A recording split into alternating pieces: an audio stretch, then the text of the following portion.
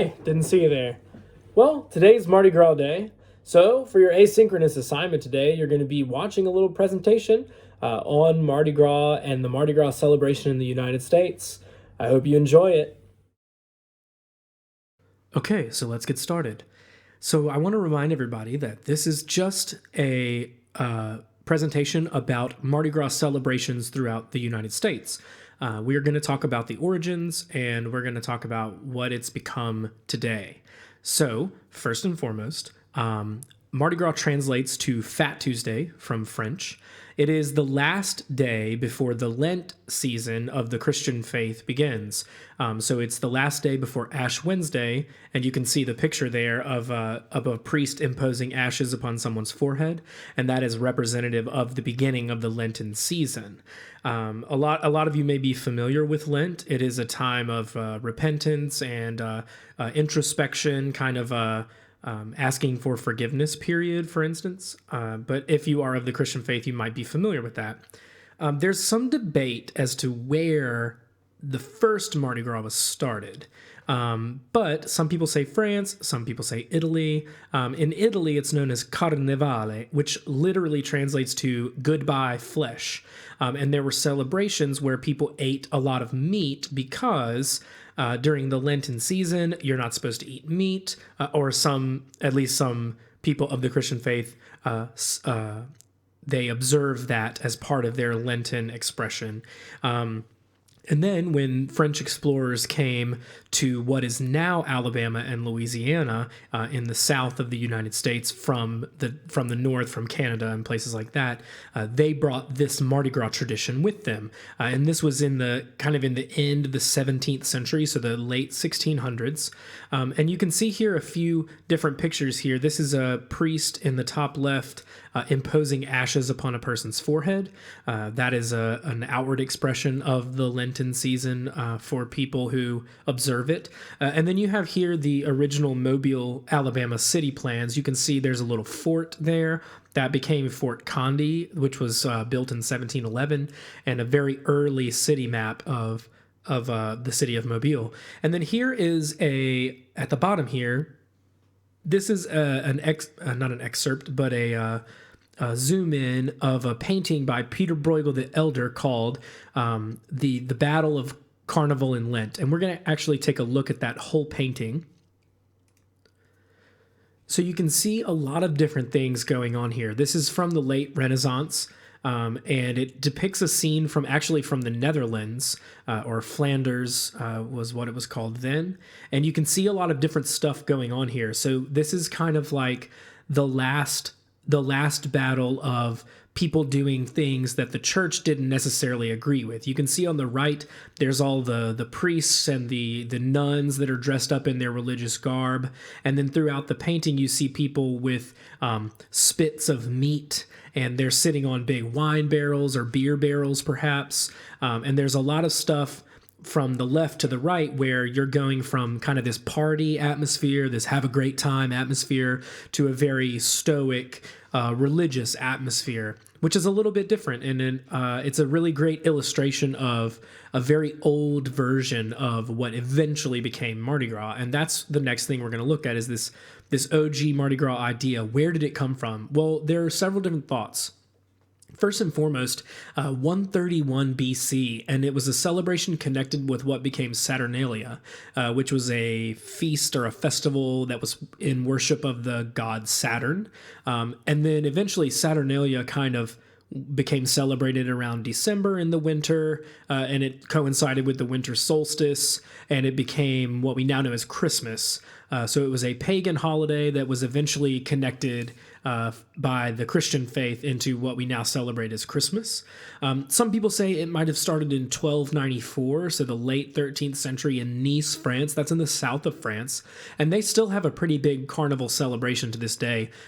In fact, Nice, France, the Mardi Gras floats, or the carnival floats rather, from that part of the world are very similar to something that you might see in the United States, especially in New Orleans and Mobile. And then Venice perhaps was a place where this idea started. And this is a picture. The picture that you see here is a picture of carnival goers in Venice.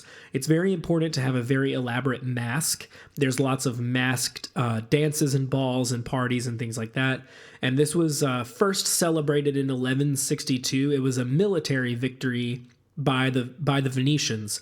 At that time, Italy was not the country that we know it is today. It was several different kingdoms, all in the same part of the world. So let's talk about New World Mardi Gras. So New World Mardi Gras, the year is 1699, and we have these French settlers, like we talked about a little earlier, bringing this Carnivale tradition down from Canada or wherever they landed in the New World, down into what eventually became Alabama and Louisiana, and this was just one big territory at this point.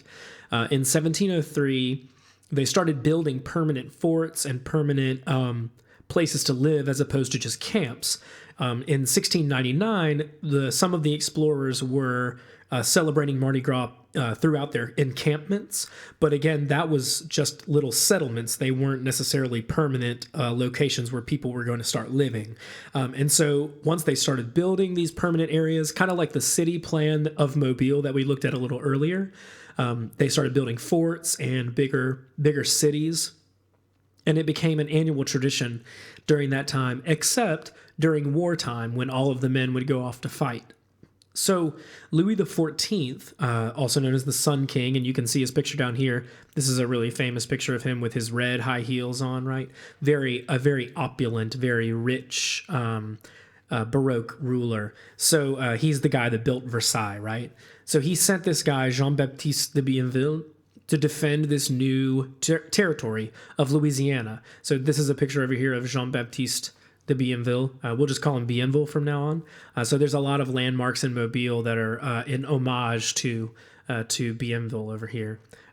So yeah, it became a permanent French location, permanent French encampment, and they started bringing their traditions over from what we now call the Old World to the New World. So in Mobile, the city was founded in 1702. It becomes a permanent settlement by Bienville, and it also becomes the first capital of French Louisiana. And then this American Mardi Gras tradition began the next year. Now, you all know that America wasn't a thing until 1776, right, after the Revolution. So we'll just use American just for simplicity's sake in here. The original name of this celebration that they used was called Boeuf Gras, which means fat cow or fat beef, right? Because remember, the idea is eat all this rich food, drink all these drinks, because the next day, Ash Wednesday, begins Lent, and you can't do any of that stuff anymore. So Mobile held the first masked ball in 1704 and the first Mardi Gras parade in 1711. It wasn't really much more than a little cart with a papier-mâché cow head on it. So they called themselves the Boeuf Gras Society, and they pushed it around the streets, and that was kind of it. So not really the Mardi Gras parades that we know and love today. But throughout history, this is the beginning of American or New World Mardi Gras in Mobile. Mobile is called the City of Six Flags. If you can take a guess as to which six, they're down there on the bottom, and also the answer is upside down in the slide as well. So the British took control from the French of this part of what became the United States, and they forced a lot of Creoles and free blacks to leave the area. So the British were still using slavery as a system.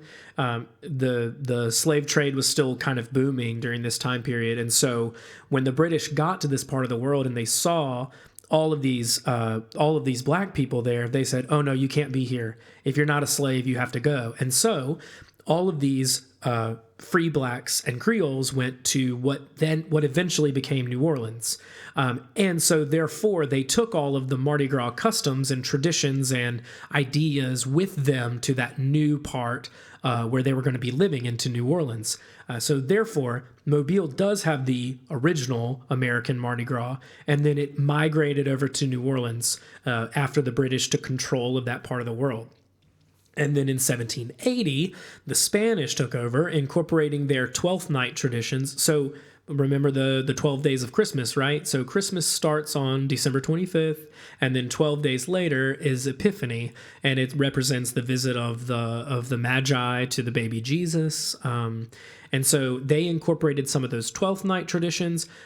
King cake, you may have heard of king cake. That came out of one of those 12th night traditions. And so people say that you're not supposed to have king cake until after Epiphany, which is part of that as well.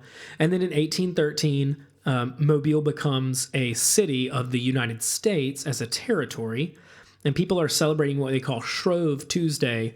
Same kind of deal as Mardi Gras or as Bouffe Gras or whatever you want to call it, where the idea is to eat as much rich food and drink before Ash Wednesday when you start your season of penitence, right? So again, these are the flags at the bottom. Some of them you might recognize, and you can look at the answers if you can flip the slide upside down.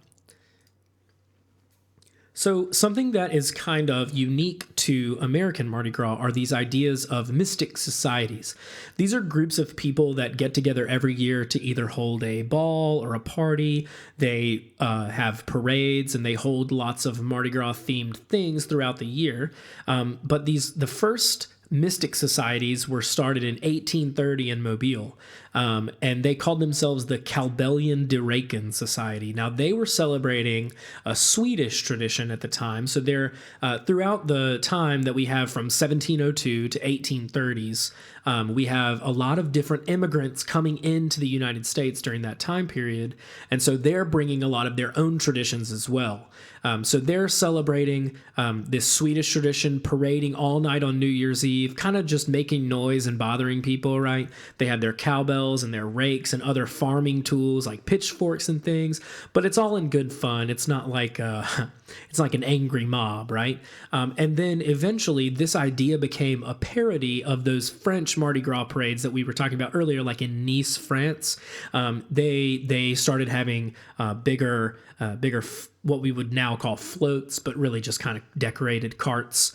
And it became bigger and bigger and bigger and until it kind of became making fun of or poking fun at French Mardi Gras traditions. And then several of the people from this Cowbellion de Raken Society moved to New Orleans, and they actually started what's now known as the Mystic Crew of Comus. Comus is one of the biggest organizations in New Orleans Mardi Gras at this time, and they have a big parade, and they have a big lots of floats, and it's very elaborate, big parties and things like that. Comus is very well known in the New Orleans Mardi Gras scene. So then in 1843, there were these guys who were not allowed into the Cowbellion de Raken Society, and they weren't super happy about that. So they said, well, we're going to start our own. And so they started what's called the Strikers Independent Society, or the Cotton Strikers. And you can see here, there's a couple of invitations to become a member of one of these societies, or an invitation to their ball. And you can see here the 37th anniversary of the Strikers in 1879. So that's pretty cool, right? December 31st. A lot of these people held their balls on New Year's Eve. New Year's Eve became kind of the time to do this. So they weren't super happy about not being allowed into the Cowbellions, and so they started their own. Most of these societies originally were for bachelors, so people who got men who were not married, and if you got married while you were in it, then you were not allowed to be in the group anymore.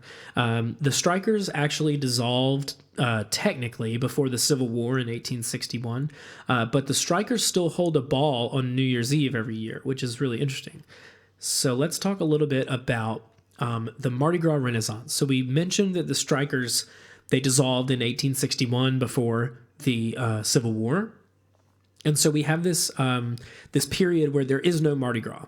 From 1861 to 1867, nobody's really celebrating Mardi Gras. The Union is still occupying the former Confederate states, although the Civil War is over. So this is during that period of Reconstruction.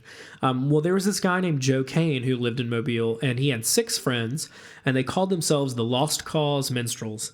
And Joe Kane dressed up as a Chickasaw war chief of the Chickasaw Indian tribe or Native American tribe.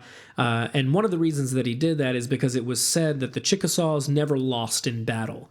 And he wanted to kind of raise everyone's spirits. So he and 6 veteran friends of his decorated this coal cart that they rode in, and they dressed up like these Chickasaw Indians, and then they revived this parading tradition of Mardi Gras in order to lift the people of Mobile's spirits, and really to try and get the word out and lift the spirits of the people in the South during Reconstruction.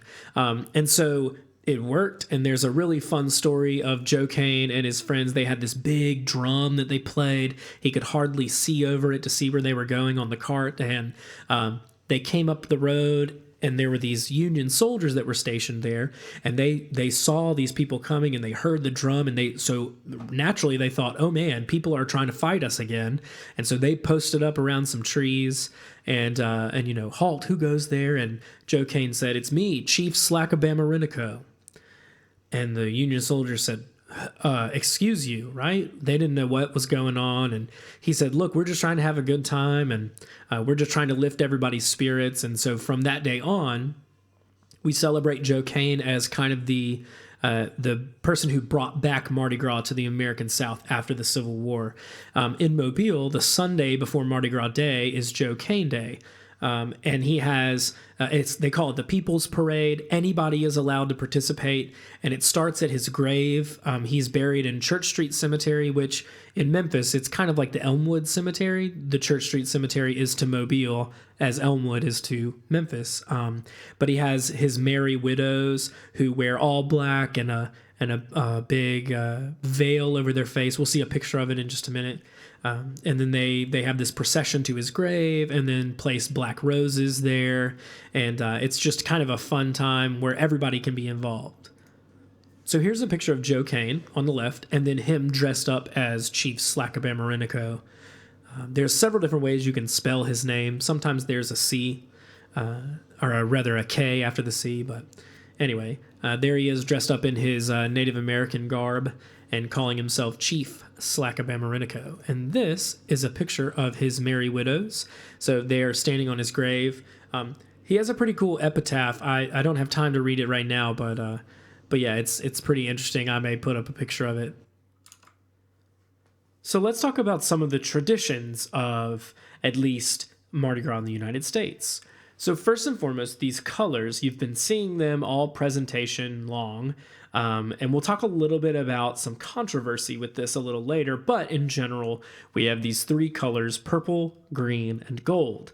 Purple representing justice, green representing faith, and gold representing power. Again, we'll talk about that in a second. So then there's the king cake. There's a little plastic baby inside, and it supposedly, to some people, represents baby Jesus. Again, that kind of goes along with that Spanish 12th night celebration stuff. Or in most places, like where I grew up in Mobile, if you have a party and there's a king cake, the person who gets the baby in their piece of king cake has to buy the next king cake for the next Mardi Gras party. So I'm sure when I was a kid, my mom had a lot of moments of anger when I found the baby. But it's a badge of honor to find that baby, though. So for the parades, you have maskers who ride on the floats, and they throw things at the people who are there to see the parade. Now, normally those things are beads, of course, Mardi Gras beads, sometimes stuffed animals and other, Little Debbie treats, things like that, plastic swords and foam footballs and things like that. Some places in New Orleans throw some weird things. You can look that up on your own. But one of the things that make Mobile Mardi Gras unique is moon pies. So moon pies are actually manufactured in Chattanooga, and they're little marshmallow cream-filled cookies, basically. And there's a bunch of different flavors. When I was a kid, there were only 2, chocolate and banana. So I'm very partial to banana moon pies. But now there's all kinds of things. Vanilla and orange and strawberry and peanut butter and all that stuff. In Mobile, you have the king and the queen of Mardi Gras. The king calls himself King Felix and always selects a queen, and several different organizations have different royalty, kings or queens. The queen of some organizations are usually the daughter of one of the board members or one of the higher ups in the organization. And then, of course, the maskers, the people who ride on the floats themselves, or the people who represent the organizations, and you're not supposed to know their identity. And that kind of goes back to that Venetian carnival, right, where everybody wears a mask. So let's talk about that color controversy. So in Mobile, we'll talk about Mobile first. Some people say that purple represents the color worn by clergy during the Lenten season, which is a thing. And then gold represents the power of wealth, or representative of royalty. Purple, also representative of royalty as well. But you'll notice that one of the colors is missing from the Mobile side, and that's green. So ironically, the text here is in green. But in Mobile, the official colors are purple and gold only. In fact, there's a new hashtag movement called hashtag Never Green. So then in New Orleans, there are several different myths as to how the colors of Mardi Gras came about. But a lot of people agree on one event, the 1892 inaugural Rex Organization Parade. And it was then where the king of the Rex Organization, just like we just talked about, sent out a proclamation, because that's what kings do, right? Sent out a proclamation to the city that balconies and windows and houses should all be decorated with banners of purple, green, and gold. They say that a king has to have a kingdom, and so a kingdom has to have colors. Most of the flags of countries of the world at that time were tricolored flags anyway, so that would have been what they knew. So to have the purple, green, and gold there would have been a normal thing. There's another legend that Alexei Romanov, who was the heir apparent to the Russian throne at the time, visited New Orleans for Mardi Gras, and some people say that purple, green, and gold was his house colors. I'm not 100% sure on the historical accuracy of that. Some people also say that green was his favorite color, and so they just added green into the already purple and gold colors of Mardi Gras, which came over from Mobile. Again, these are myths and legends. We don't really know what happened there. And until somebody builds a time machine, we'll never know. So let's talk about a couple of more traditions, especially in the Mobile Mardi Gras. So this is a really interesting one, Death Chasing Folly. So you can see by the picture here, you have Death dressed up in the skeleton outfit with the silver head, and then you have Folly chasing him around with these big inflated things, right? So now, or at least in the present day, Folly's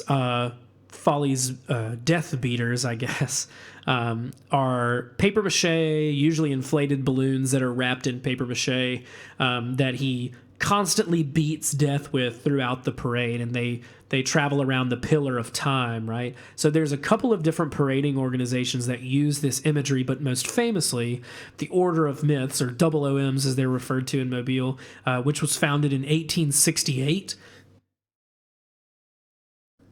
So one of those very early Renaissance Mardi Gras organization after Joe Kane revived the traditions, right?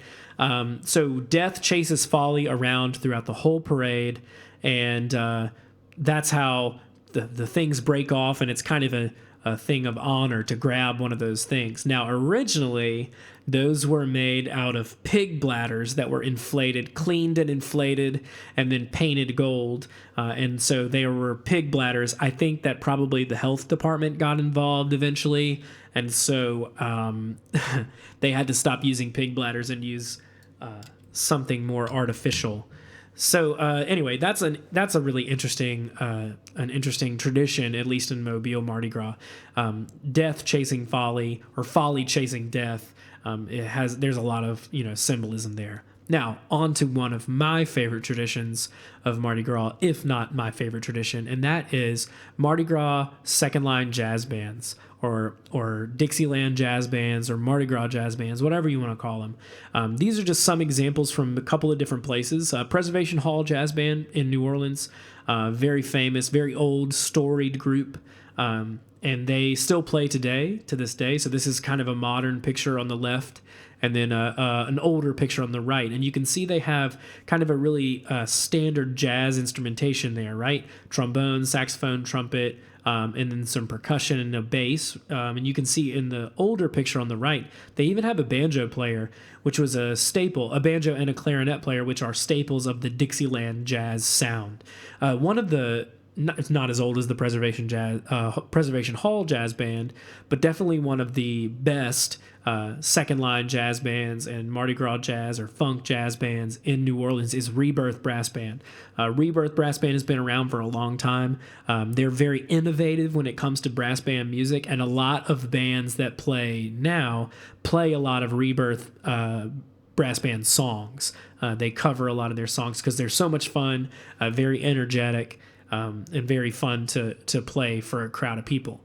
On the Mobile side of things, you got bands like Bay City Brass Band who've been around for a long time. And one of the cool things about Bay City is they have a high school or a school outreach program where they donate instruments to kids around the Mobile area who are in school and then invite them to play with them sometimes. And Bay City is one of the greatest brass bands in Mobile. And then, of course, you can't talk about Mobile Mardi Gras without talking about the Excelsior Band. Not only are they the oldest band in Mobile, the oldest brass band in Mobile, but they're one of the oldest brass bands in the country. So you can see they were founded in 1883, and they have performed every year since 1883, which is crazy. So they walk the streets all the time, play for a lot of different parties. And I'm happy to say they've become good friends of mine. They're all really top-notch guys and top-notch musicians. And then, of course, I can't go and do a presentation about Mardi Gras music without talking about Blowhouse. So Blowhouse Brass Band is the band that I'm in, and we always have a good time. We play for a lot of stuff throughout the year, second lines and parties and stage gigs and things like that. And it's just so much fun to get to be a part of such a long tradition of Mardi Gras, especially in Mobile. And there's a video here that we will watch.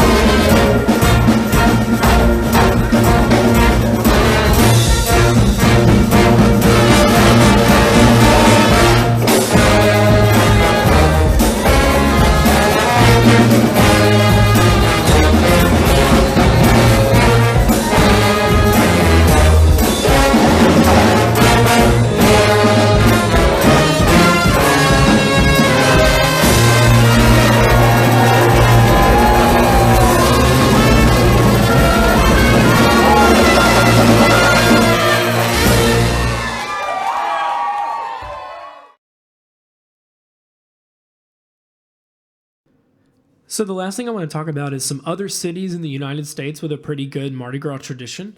First and foremost, you have San Francisco, which is actually closer to Brazilian Carnival. If you've ever seen images or videos from Brazil during their carnival season, you can see the similarities here in the picture.